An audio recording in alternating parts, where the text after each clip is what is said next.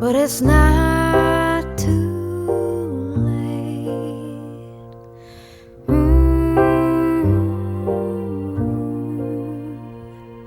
It's not too late for love. To me, this speaks to the calling of what it means to be an actor, to be expressing and storytelling about just human nature, what it means to be human. And when I was in Mexico last week on vacation, I was reading lots of those stories about the immigrant crisis in Europe. And I was so moved by it, and I realized, like, you guys, we have to be curious about humanity. You have to be interested in humanity beyond turning on the TV and watching good acting. That's one slice of humanity, but that's a slice of humanity that's represented through art, and that's not that's not the real optic of being alive and being a storyteller. And I think I was joking this week, is the challenge of living in LA is, I don't think LA really forces us to be human, because we live in, we have first world problems here, you know what I mean? It's like, we go to the Starbucks and they mess up our order, our Frappuccino order. That is a first world problem. Or you go to the Attitude/Gratitude Cafe, and how can you be in gratitude if they can't give you a seat? Like, these are first world problems. This is not what 70% of the world is dealing with. And I had this epiphany the other day. I was like, oh my God, and this sounds so silly when I said it this week, is like, I realized I'm going to die. Now I realize that every day because we're all not immortal, that would mean we're vampires. Yes!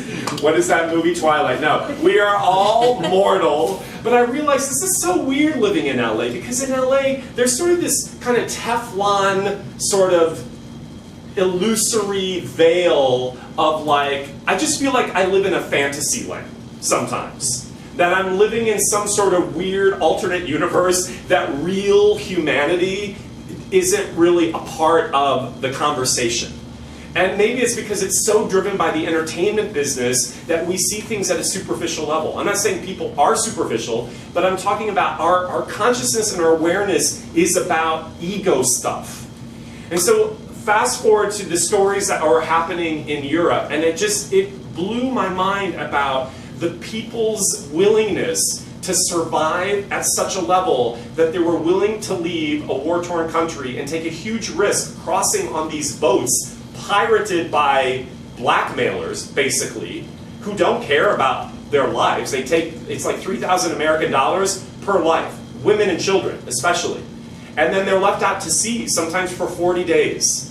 Those stories were so harrowing to me, and I started realizing, like, okay, to be a storyteller means you have to start understanding what it means to be human beyond your own comfort zone. So your comfort zone is here in LA. Your comfort zone is watching Netflix. Your comfort zone is conversing with other actors about actory things. That's not enough. That's at this level.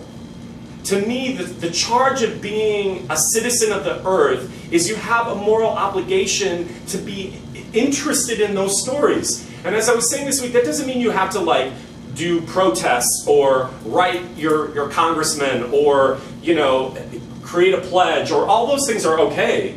What I'm talking about is reading a story or looking at pictures that evoke something inside you and make you think about your own place in this universe. That's important. When was the last time you thought deeply about, why are you here? What's the purpose? Are we here to serve? Is it beyond my own, egocentric needs? Of course. And then to me, it was like a full circle moment, because when you hear somebody like, pundits or a political head like Donald Trump talking about something like immigration, and then you see what's happening in Europe, you begin to realize, like, wait a minute, we're all immigrants. We're all mothers, brothers, fathers, sisters, cousins, lovers, friends of somebody who's come from somewhere. Personally, I come from my parents. Oh my God, my parents came to America when they were 23. So it's the same story with a different backdrop. Now, they had safe harbor, they had safe passage. But by grace, I wasn't born in Syria having to deal with those people or what they're dealing with. You can see what I'm saying?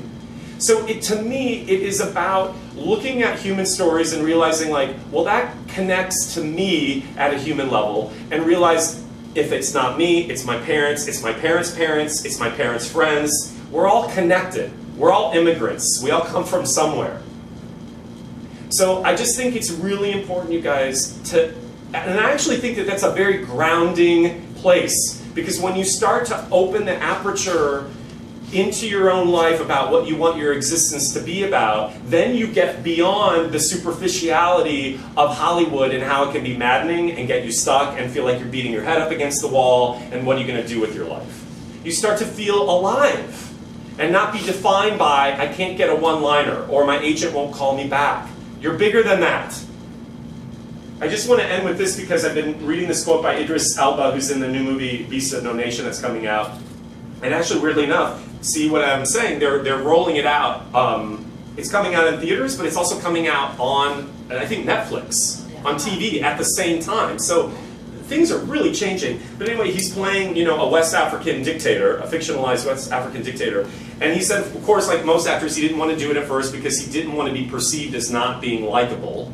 So of course, like what we're all talking about is the fear of showing a part of ourselves that is really grotesque or murderous or an annihilator, and how will people perceive it? But then sure enough, he had his wits about him and he realized he had to do it. And then he says that, you have to be authentic in a role like that. Otherwise it's pointless to become a puppet show of a dictator. The challenge was, let's humanize it. Someone gave birth to this man. I wanted to find a way to make him real. Love him or hate him, or that character, or me, but you experience him and you go, whoa, that's really what I wanted to achieve. You guys, you can't get there as an artist if you are not curious about the human condition. It's not